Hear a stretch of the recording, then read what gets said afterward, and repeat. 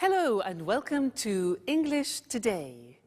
This is DVD 9 and it's the first DVD of your lower intermediate level. And in this DVD, we'll begin with another 3 episodes of our story, That's Life, followed by our special TV programs where there will be a debate about where to live, the city or the countryside. Then we'll learn how to make strawberry whip in the cooking section. Then in the grammar section, we will study how to use the English auxiliaries. We'll also look at how to ask for permission and express obligation using must and have to. You'll also learn some important phrases for talking on the telephone, okay? So, happy viewing.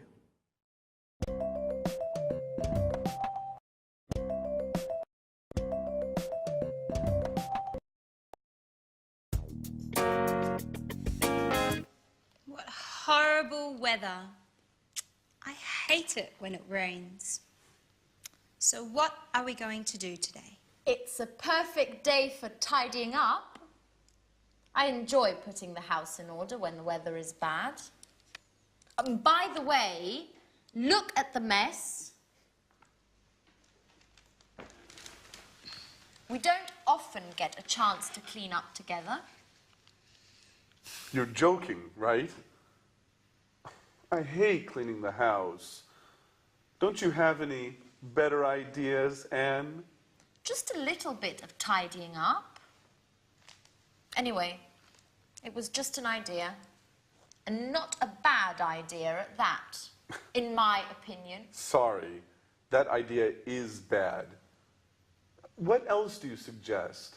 Personally, I enjoy doing something more exciting than vacuuming and doing the dusting. Why don't we play a game? What kind of game? How about playing cards? No, I hate playing cards. It's so boring. Let's see what's on TV. Cartoons, soap operas, political talk shows. There's nothing interesting on. Shall we go for a walk? I like walking in the rain. Why don't we take a walk to the new bakery in Piccadilly?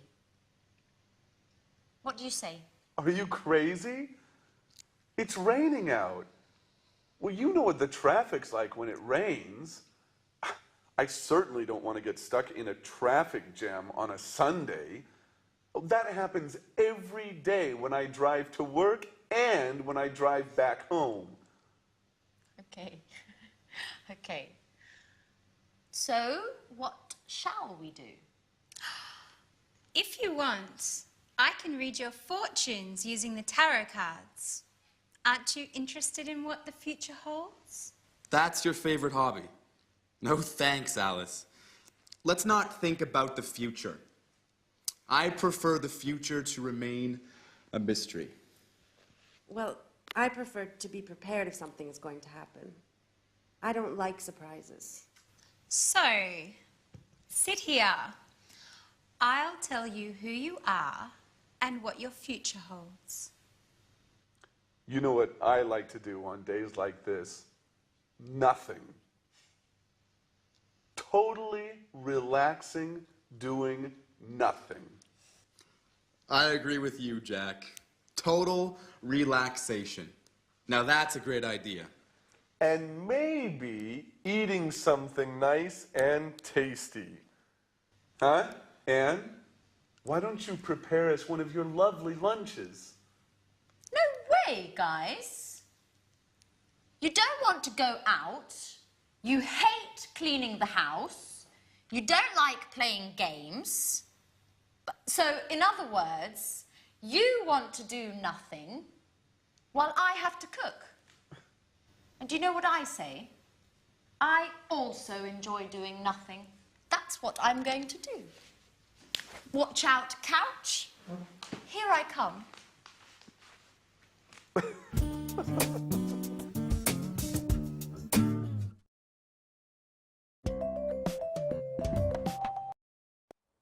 Hello and welcome back to English Today, that live TV program where you can learn the English language.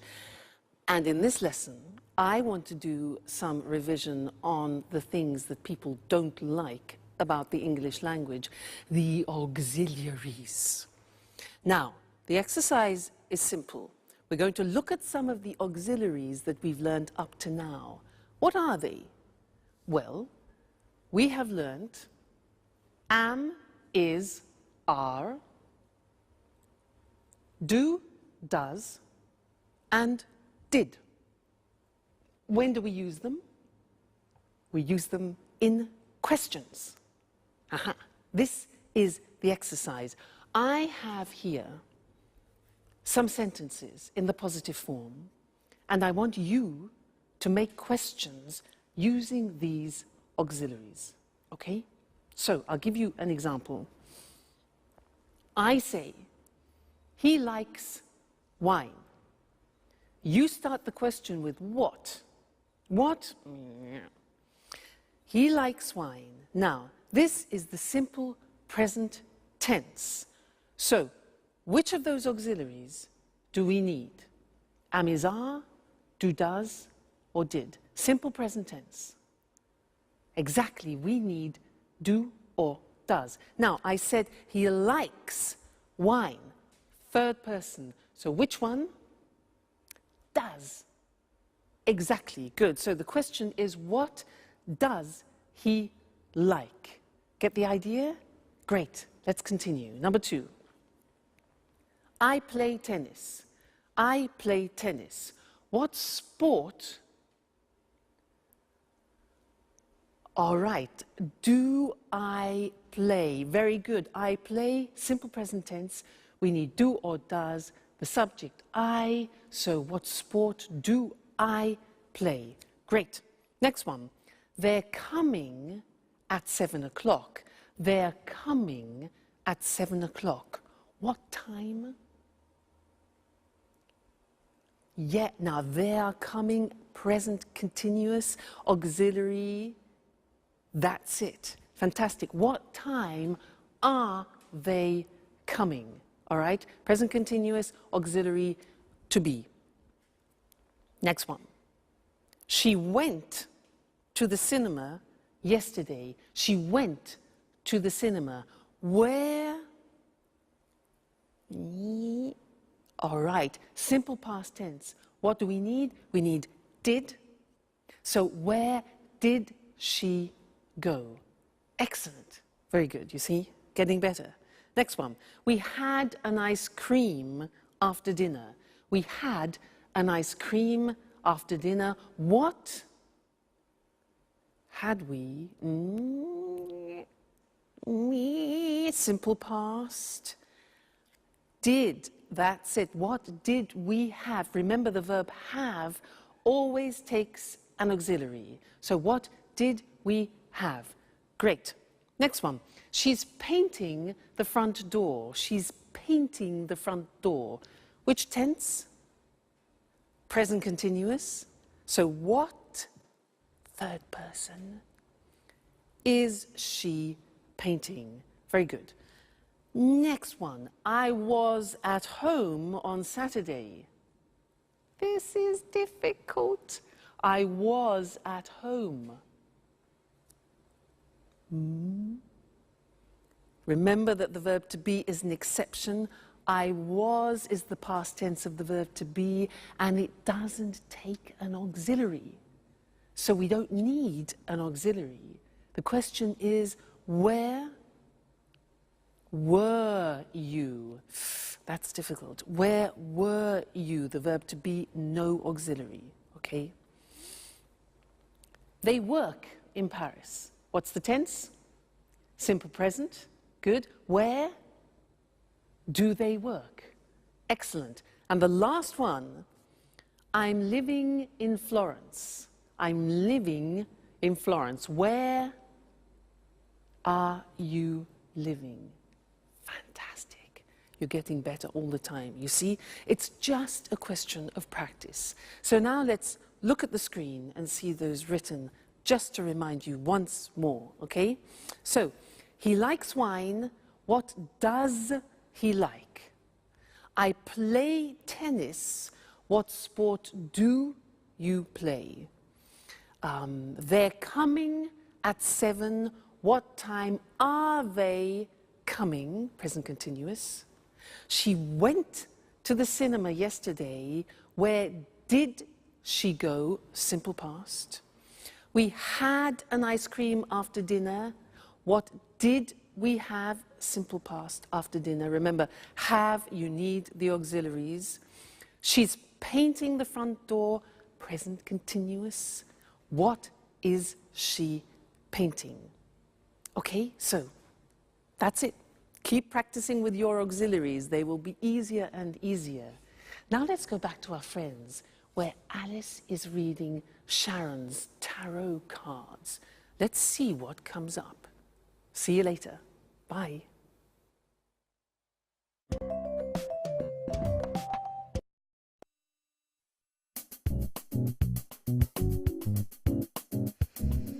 Yeah, I see. You are very shy and sweet-tempered, yet you are somewhat moody, and sometimes it seems you prefer to stay by yourself. Yeah, that's right. Sometimes I enjoy solitude. Just me and my thoughts. Yes, indeed. I see that you are worried about something, but that's not clear.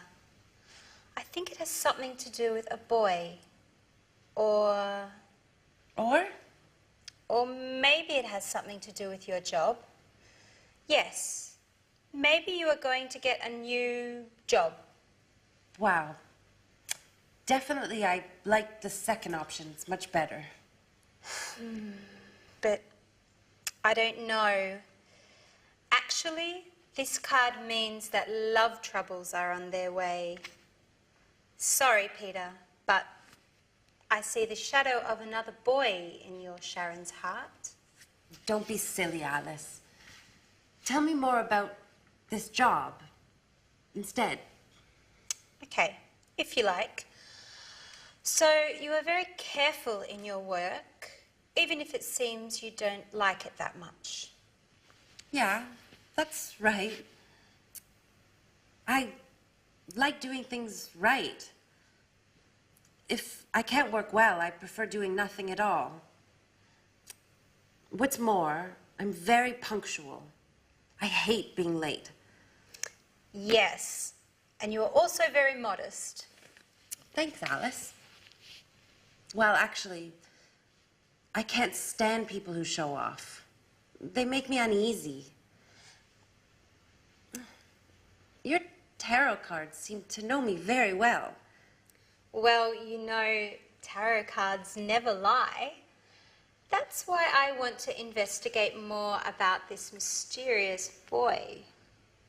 Come on, darling, they're not always right, are they? Yes, they are. I swear it. They always tell the truth. Oh, come on, girls. Stop it. How can you spend the whole afternoon talking nonsense?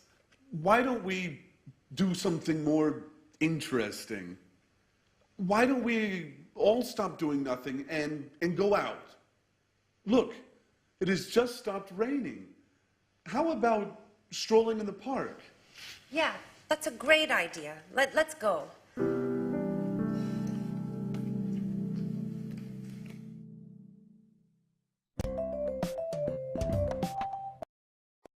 Hello again and welcome back. I want to continue doing some work on auxiliaries. Do you believe in tarot cards? I don't. Now, that's sort of an example of what I'd like to teach you now, short answers in English. Usually in other languages, when you ask a question like, do you believe in tarot cards? People say yes or no. In English, it's a little bit more complicated. I can say, for example, do you believe in tarot cards? Yes, I do. No, I don't. So we take the auxiliary and we repeat it in the positive or the negative. So that's really quite strange. Other languages don't do that. As it's complicated, I want to go to the screen now and we can look at it written. It'll be easier for you. Very common. You'll hear it all the time. So, look at the example. Does he like wine? Instead of just saying yes or no, we take the auxiliary of the question and we say, yes, he does, or no, he doesn't. You see that? We repeat the auxiliary. Very unusual. Do you play tennis? Do is the auxiliary. Yes, I do. No, I don't. The negative, all right? So we always take the auxiliary of the question. Next one. Are they coming at 7 o'clock? We've changed tense. It's the present continuous, the auxiliary to be. So yes, they are, or no, they aren't. Are they coming at 7 o'clock? Yes, they are. No, they aren't. Next. Did she go to the cinema yesterday? Did, simple past. Repeat. Yes, she did. No, she didn't. Okay? Next one. Did you have an ice cream after dinner? Yes, we did. No, we didn't. Is she painting the front door? Is. Yes, she is. No, she isn't. Were you at home on Saturday? Now listen to this. Yes, I was. You take the verb to be and you put it in the correct form. So were you? Yes, I was. No, I wasn't. Okay? Is she in the bathroom? Is. Yes, she is. No, she isn't. Do they work in Paris? Yes, they do. No, they don't. Are you living in Florence? Yes, I am. Verb to be, are you? Yes, I am. No, I'm not. So you see, it's really quite unusual, isn't it? And it's not easy. It's not a spontaneous thing. You have to practice. So, do you understand? Yes, I do. No, I don't. All right, so those are your short answers. Have some fun with them. Keep practicing them. And I'll see you in our next lesson. Okay, bye.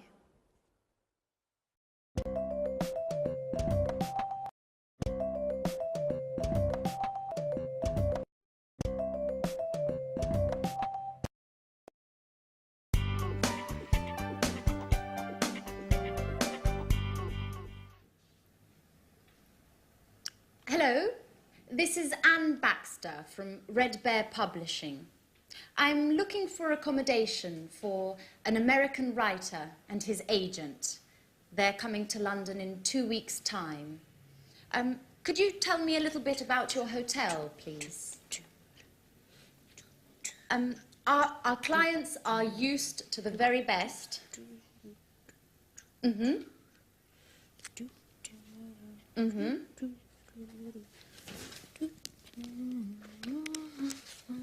And do you also have a swimming pool?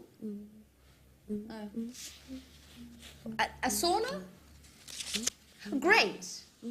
And as far as entertainment is concerned, do you have a lounge with live music?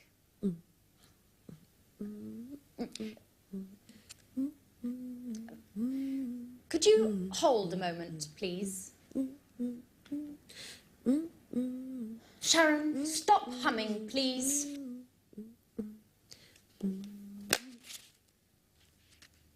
I can't hear anything.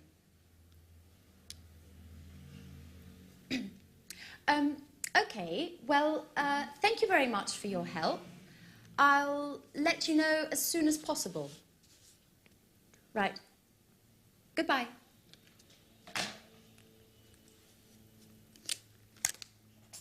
What are you doing, Anne?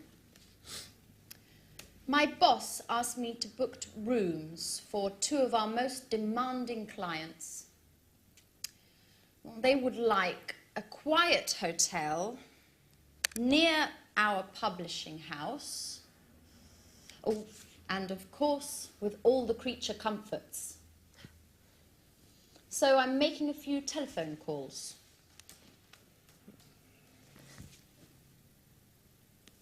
And listen to this song for a moment. It's Ray Charles's last recording. It's fantastic. I've got a lot to do, Sharon.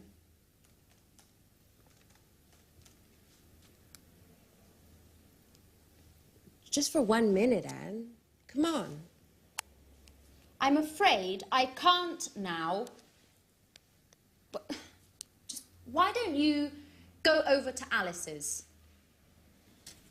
She's having a shower. You know, when Alice gets in the bathroom, she takes at least 2 hours. Well, do whatever you want. Just please get out of this room.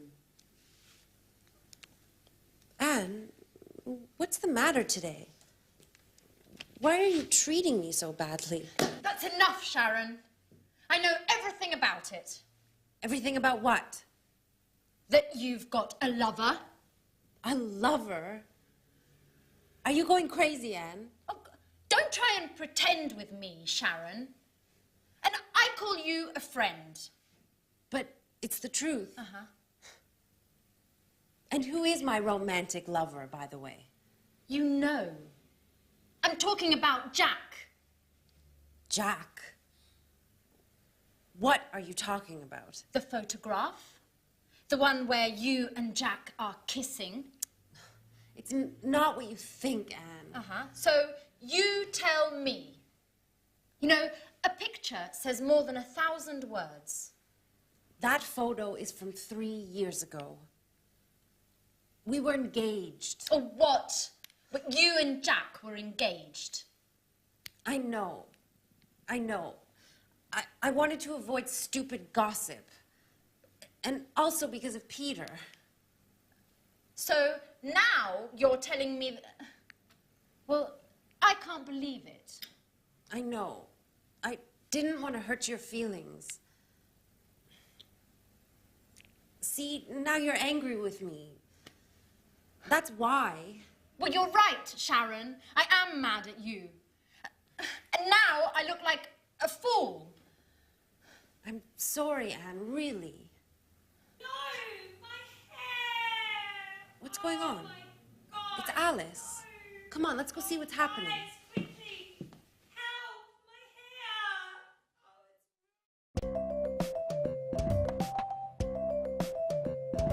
hair!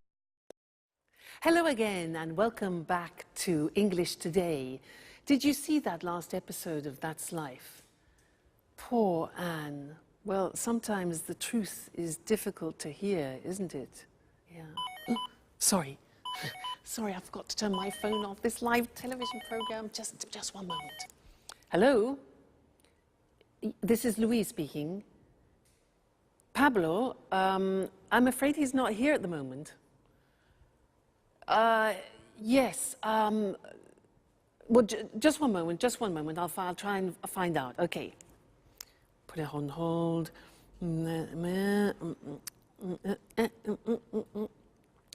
Hello? Yes, hello. Could I speak to Pablo, please? What, could you put me through to him? No. Okay, yes, I understand. No, it's not important. Don't worry. All right, thank you very much. Thank you, yes. All right, bye. Hello?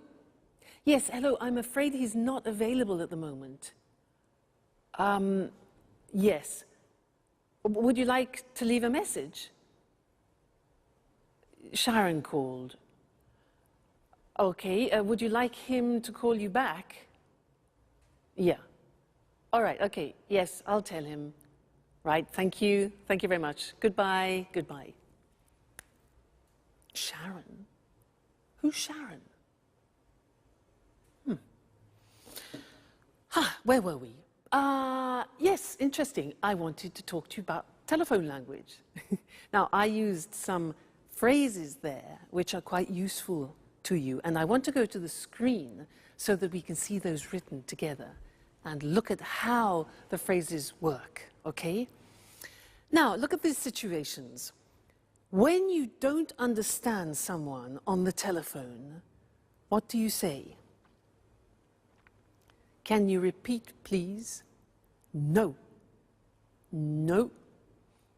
If you ask somebody, can you repeat, please, it's like asking them to vomit.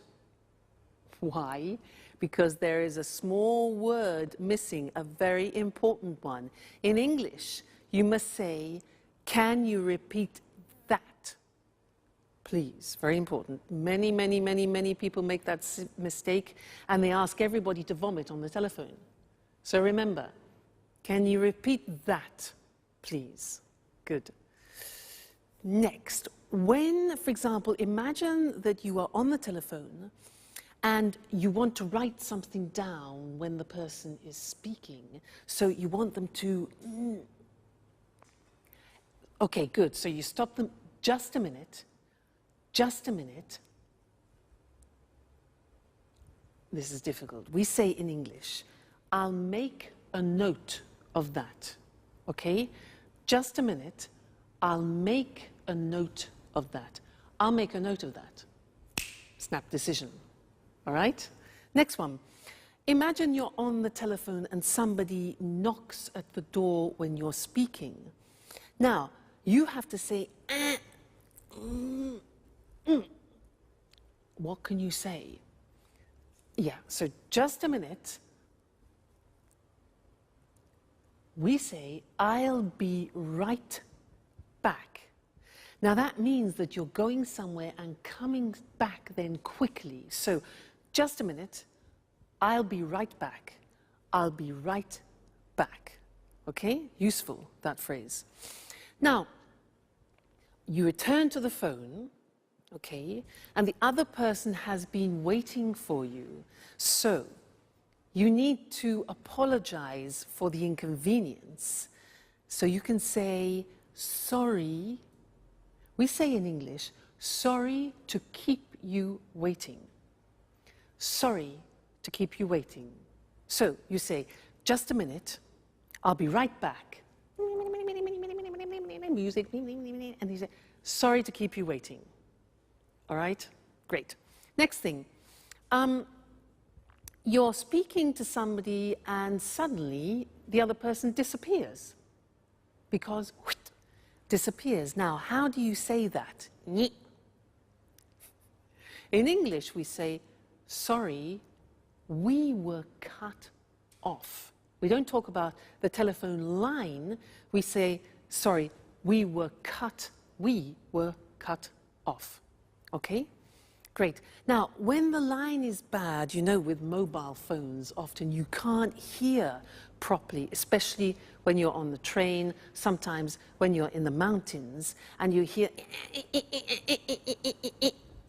Do you know what you can say? We say in English, hello, you're breaking up. You're breaking up. I'll call you back. I'll call you back. So, you're breaking up, I'll call you back, or can you call me back?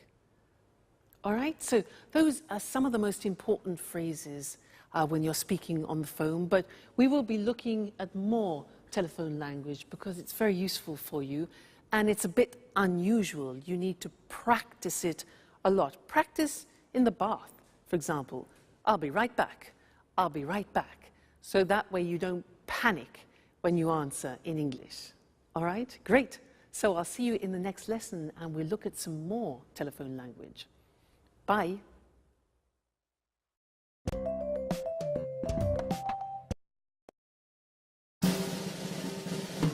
What's happening? Alice, why are you screaming? My hair! Look!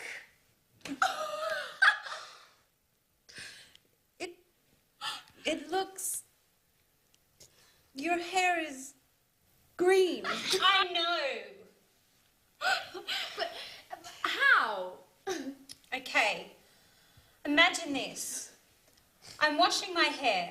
Well, colouring my hair, actually. I want to change my look. My mobile rings. It's Tom. He's telling me all about this great party yesterday evening. I'm listening to his story and I don't realise the time flies. More than an hour. It's always the same old story, Alice. Anyways, green suits you.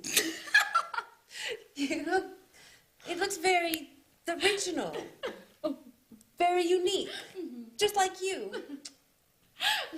Well, Alice, don't be offended, but you look like a frog.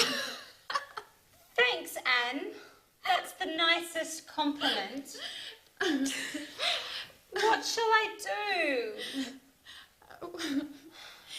Well, why don't you call a hairdresser and make an appointment?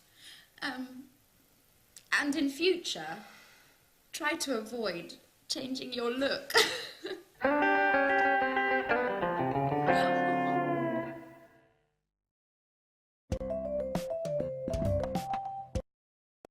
Hello again and welcome back to your live TV program where you learn English. And in this lesson, I want to go back to look at some more telephone English because it's really not that simple. We have special phrases that we use when we speak on the telephone in English. So to help us, let's go and look at those on the language screen, okay? Now the first thing is when you introduce yourself on the telephone, we don't say, I am Louise. We say this. We say, this is Louise, or this is Mr. Smith. Now that's really quite unusual and different to other languages. So, hello, this is Mr. Smith. Or we can say, hello, Tom speaking. Tom speaking, Louise speaking. Okay, so don't say, hello, I'm Louise. We only use that when you do, for example, a sales presentation on the telephone. All right? Good. Then, asking who the other person is, you can say, hello, is that Mr. Jackson? Is that Mr. Jackson? So it's like, this is that Mr. Jackson? Hello, is that Peter speaking? And not, hello, are you Peter? Okay, is that? Good. Now, you want to ask to speak to another person. So what can you say? Well, you can say, hello, I'd like to speak to John, please. I'd like to speak to John. Or you can ask the questions, can I speak? Could I speak? May I speak to the managing director? Now, remember, may is very polite, could is neutral, and can is more informal. All right? Then we could also say, good morning, could you please put me through to Mr. Smith? Now, put me through to, which is difficult to say, put me through to, is like saying in American English, could you connect me to? All right, so that's connecting people. Now, when you connect a person, you can say, just a moment, I'll put you through to him. I'll put you through to him. You need to practice that a lot. I'll put you through to him. Or, yes, Mr. Smith is in, I'm trying to connect you now. Connect is the other word. And you can say, hold on, just a moment, please. That's to ask people to wait, okay? Good. Then leaving a message, you could say, you could ask, could you take a message, please? Could you take a message? Or can I leave a message? Then you could say, could you ask him or her to call me back? could you ask him to call me back? All right? Then the last thing is taking a message. You can ask, can I take a message? Can I take a message? Or would you like to leave a message? All right, so there are some more fundamental and essential English language phrases that you use on the telephone, and I think you'll find them very useful. So experiment, and I'll see you again very soon. Bye.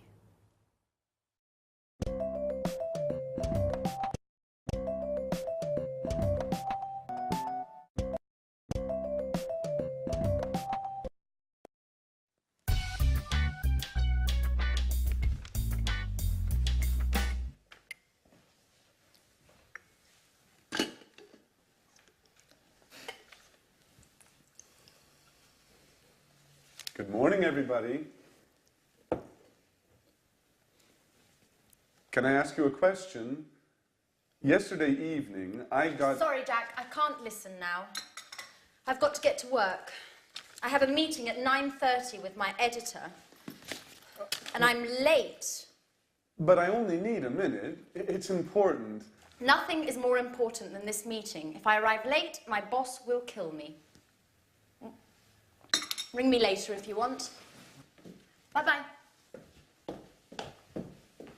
Great. Alice. Alice. Can I ask you a question?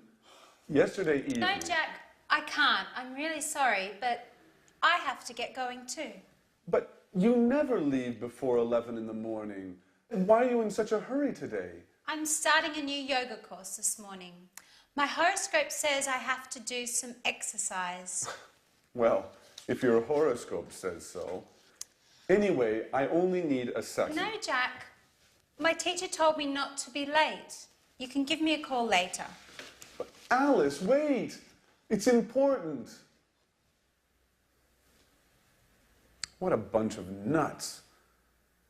I wonder what my aunt will think.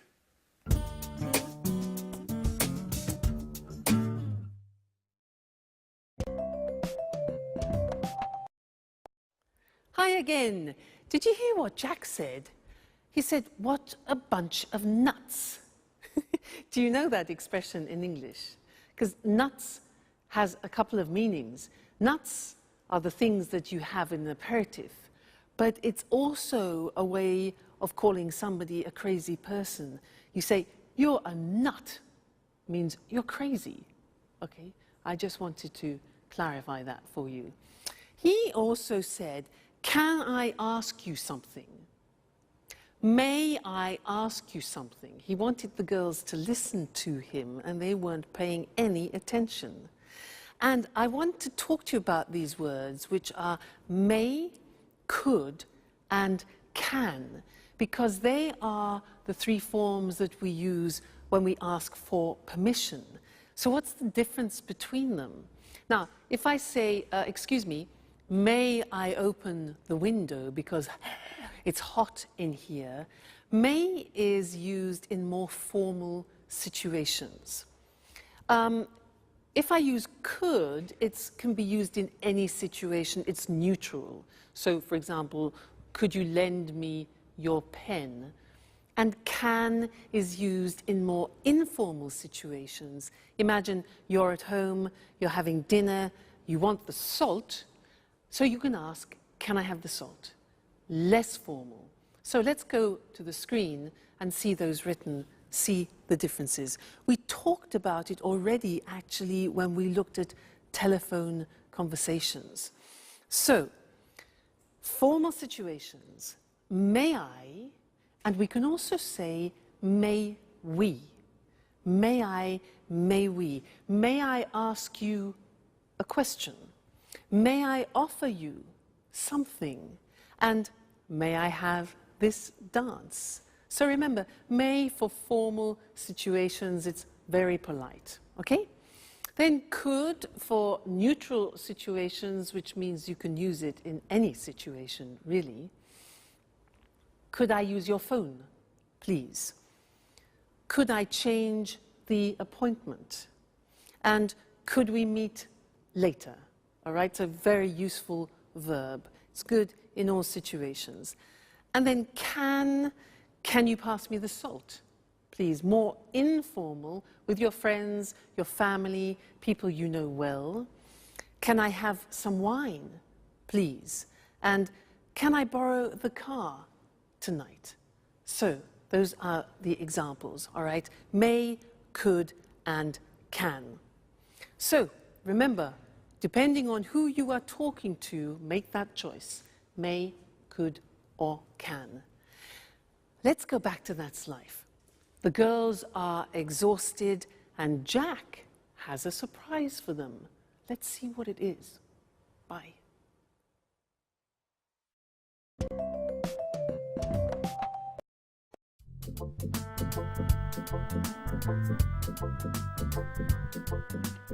What a day. I'm exhausted. Me too. All of my muscles are killing me. What is there to eat, Anne?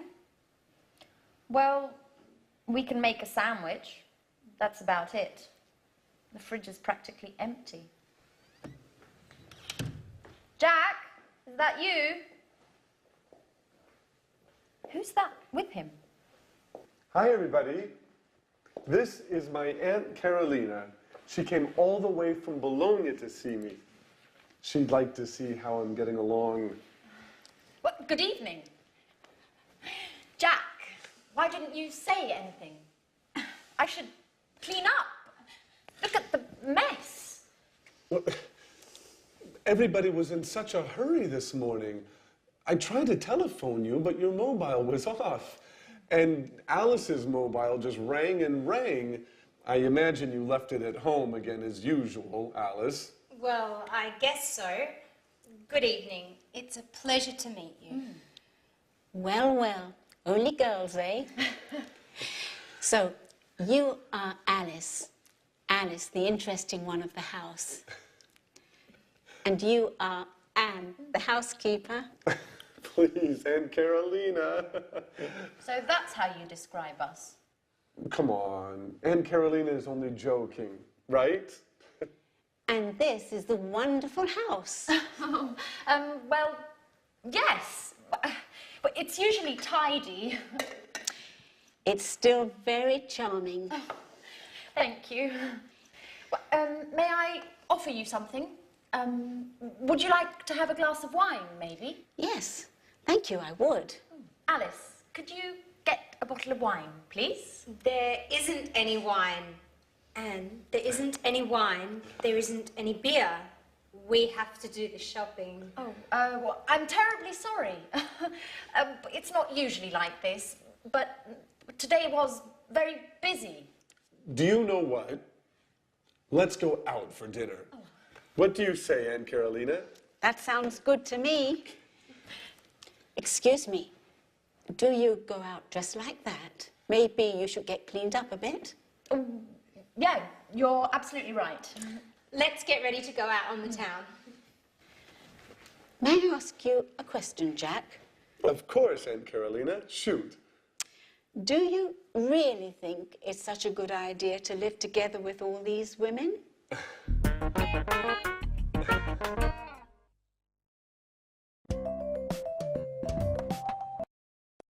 Well, hello, Mr. Monkey, and how are we feeling today? Let's check the thermometer. I know you're not well. Let's have a look. Good. Yes, the temperature has gone down. That's good news. Now, Mr. Monkey, you don't have to stay in bed any longer, okay, because your temperature has gone down, but you can't go out monkeying, not yet.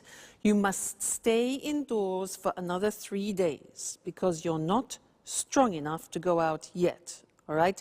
You mustn't be too energetic. You can have relaxing baths and you can eat whatever you want, but you mustn't have any alcohol, okay? Because you haven't finished your antibiotics and it could have a disastrous effect on you, all right? So you must finish your cycle of tablets. Now, let's see what else. Oh, yes, and you must drink a lot of water, maybe 5 liters a day, if you can manage that, okay? Good, so, oh, and you don't have to pay me until you're better, okay, Mr. Monkey? So, take very good care of yourself, and I will come back tomorrow and check on your condition again, okay? So, goodbye, Mr. Monkey. See you tomorrow. I became a nurse to show you other ways of using modal verbs. Now, so far we have studied can, could, and may. And these are verbs which help to change the meaning of the verb which comes after. They're called modal verbs. And here we were using verbs of obligation. Very interesting. Let's look at the screen and see those. Now, let's first go back to permission. Remember, we talked about can is a form of expressing permission, and I was giving him permission to do things. For example, you can eat whatever you want, you can go for walks, and you can't, however, that's not giving permission, you can't go monkeying or you can't go to work, all right? Then I talked about obligation, and this is very interesting. I used the verb must. Must followed by an infinitive without to. So, for example, you must finish the tablets, you must relax, you must stay at home for 3 days, and you must look after yourself. Now, that in English is how you express obligation, something which is you are obliged, forced to do, all right? It's a strong verb in English. Now, the opposite mustn't means prohibition. If you do that, okay, so very strong verb. You mustn't drink alcohol. You mustn't do anything energetic. And you mustn't jump about, all right? So must and mustn't. Must, obligation, mustn't, prohibition. Then I said something else. I said, you don't have to stay in bed.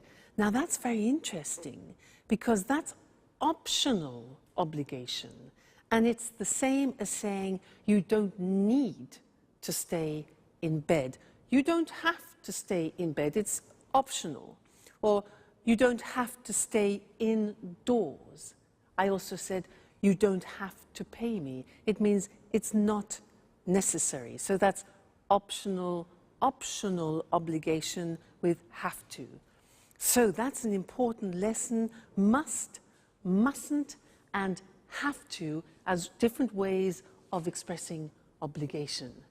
Great. So now you have to study more English. You must read and watch your English lessons, okay? And I must see you again next time. Okay then, goodbye.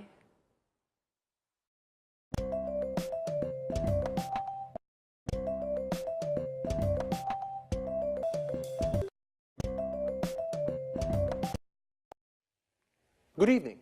Welcome to this week's edition of Let's Talk, our discussion program with our commentators, Tom and Marie. How are you? Fine, Eric. Fine. Good to see you again. Well, did you have a good weekend?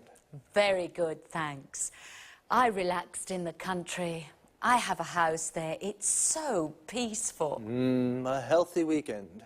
And you, Tom? Well, I had a great weekend too. I stayed in the city and it wasn't peaceful. I went out a lot and made some new friends. Sounds like a good weekend to me. So, the same old story. A relaxing, peaceful life in the country compared with an exciting life in the city. Where's the best place to be? In the city or in the country? Let's discuss this more. Sure. I'll convince you that gardening's more interesting than the pollution and chaos of the city. Well, I'm not so sure about that. Last weekend, I went to the cinema, a rock concert and 2 parties. Gardening isn't for me. Really? Your weekend certainly wasn't relaxing. Don't you feel tired? Well, maybe a little, yes, but I love city life. The city offers so many things. It's fantastic. I don't agree with you. Life in the city is too stressful. You rush around all day long. And then there's the traffic and finding a parking space. Walking in the woods is far better than being stuck in traffic jams.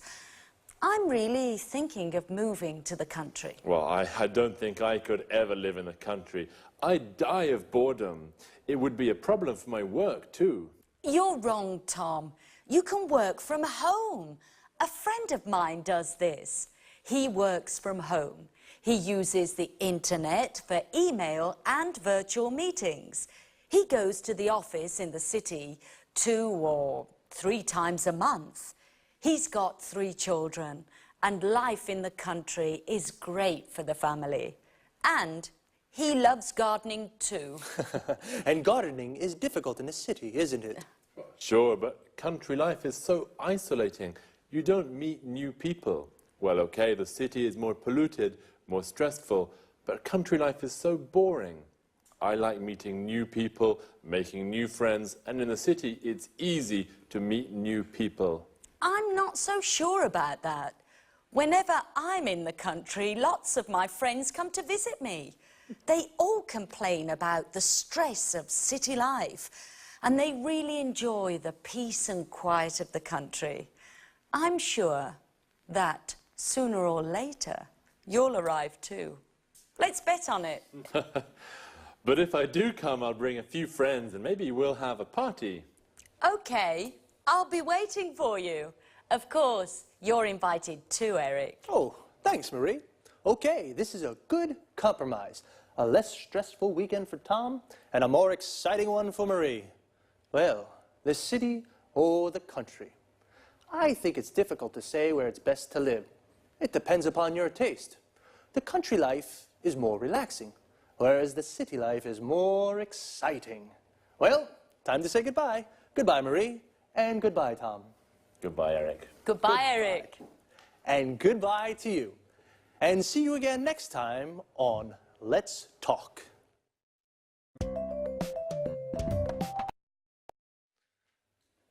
Did you notice how we call life in the city, city life, and life in the country, country life? City life is more exciting, but also quite stressful. We say something is stressful when it makes you nervous. The traffic in the city is stressful. Traffic is the word we use for cars, buses, trucks, everything on the roads. When the traffic moves slowly or stops, we say there is a traffic jam. Parking in the city is also stressful. It's often difficult to find a parking space to park your car. Notice the verb is to park, and a place where you can leave your car is called a parking space. Usually in cities, there are car parks. A car park is a big area with lots of parking spaces for many cars. Another problem in the city is the pollution. Pollution is the contamination of the environment. For example, the traffic makes the air dirty. In the country, the air is clean and it's easy to park. But Tom says it's boring to live in the country because there's nothing to do. Boring means that it's not interesting. Marie says it's relaxing to live in the country. Relaxing means it makes you feel relaxed. Notice that often the adjectives we use to describe things, places, or people end with ing. The city is exciting. The country is relaxing, but boring. Adjectives that describe how a person feels often end with ed, ed. Tom is bored. In the country. Marie is relaxed. In the country. And stressed. In the city. Marie said that the city, you rush around all day. Rush around means to go everywhere and do everything very quickly. But in the country, You can go for walks in the woods and do the gardening. A wood is an area with lots of trees. The gardening is the work you do in your garden, like watering the plants or cutting the grass. Well, see you.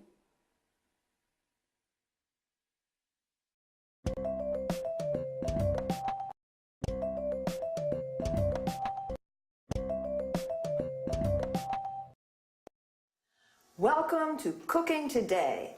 Today I'd like to introduce you to a very special guest, Lisa French. She's the popular author of the bestseller, A PhD in Homemaking. Lisa, thank you so much for inviting us into your home. It's my pleasure. If you're wondering what to make for lunch, if you have to prepare a last-minute dinner, then Lisa's the person to ask for help. Listen, Lisa, I'm having a dinner on Saturday. Could you give me a tip on a quick and tasty dessert? Of course. You can prepare an easy-to-make dish with fresh strawberries. The strawberry season only lasts a few weeks, so it's worthwhile making the best of in-season berries. And it can be made in a jiffy. Oh, strawberries. I absolutely go mad about strawberries. So let's get started. Just the idea of strawberries makes my mouth water. First, wash, drain, and hull strawberries for 4 servings. Then, mash them to a pulp. All of them? No, you have to put aside some good ones for decoration. Okay, then what? Next, whip about half a pint of cream. Then whisk 2 egg whites stiffly and fold into the cream.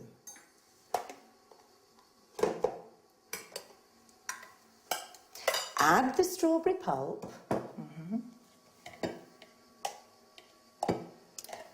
and stir in 2 tablespoons of caster sugar.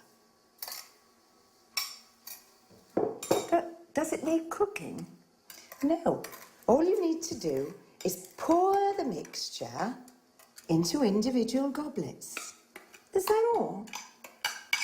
Don't forget to decorate each one with a bit of whipped cream and the whole strawberries you put aside. Now your dessert's ready to serve. Oh, it looks delicious. Let me have a taste right now. Yummy. This is sensational. If any of you have a request regarding homemaking, then please contact us at our studio, 800-332211, or send an email to cookingtoday@homemakingtv.com. Thank you, Lisa. We have so much to learn from you. Thank you for coming.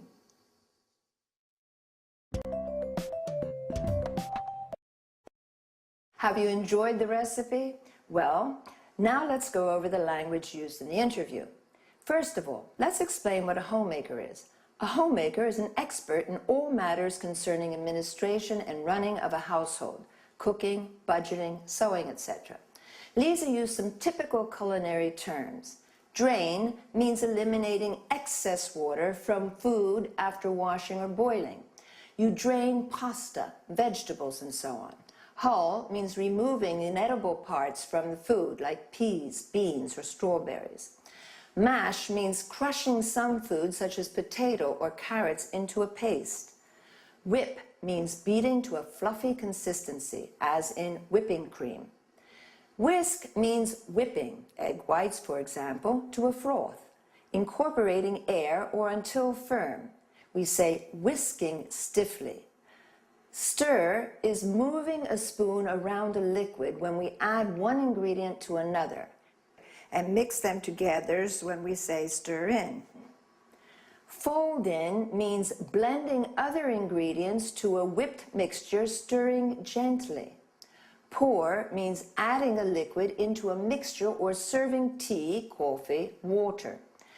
Lisa also mentioned a goblet, which is a small cup with stem to serve fruit salad or ice cream. A pint, which is a unit of liquid measure equivalent to 568 milliliters, a UK pint, or 550 milliliters, a US pint. A tablespoon is also used as a unit of measure. In order to express appreciation about food, we say tasty, delicious, yummy, mouth-watering. Lisa said in-season berries to mean fresh fruit. Otherwise, we say out of season, not to be confused with the word seasoning, which means adding salt, pepper, and other spices to food. A berry is a small fruit, such as a strawberry, blackberry, raspberry, blueberry. Another useful term is serving. You can also say helping. It refers to individual portions of food. Well, I hope you've had a good time, and I'll see you